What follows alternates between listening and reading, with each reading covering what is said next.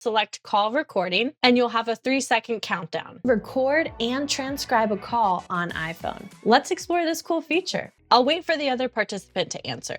Hello, can you hear me okay?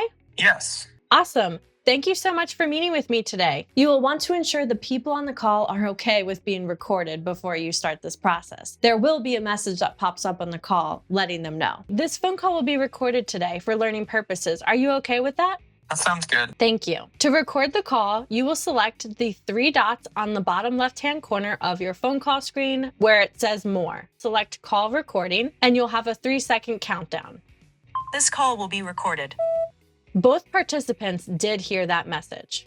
Thank you so much for conferencing with me today. I did want to go over our meeting notes from last week. Is there anything you'd like to share? Thank you for meeting with me as well. I think the conference went well and the team is doing a good job. Well, let's retable this next week. Thank you so much. You can either end the call, or let's say you had a few last things you'd like to say to your participant. You can end the recording by selecting this icon here. No longer being recorded. The call is no longer recorded, and you do see that it is saved to your notes application on your phone. When I'm done with my phone call, I will hang up and I can navigate to my notes application to find my most recent phone call with Jessica.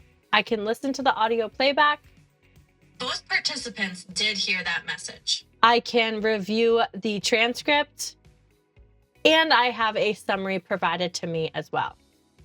To copy or share the summary, select the 3 dots. To work with the transcription, you can select the 3 dots on the left and do any of the following. This is available with iOS 18 and later, but I am running iOS 26. Don't forget to subscribe to our YouTube channel and follow us on social media to stay connected. I'll catch you in the next video.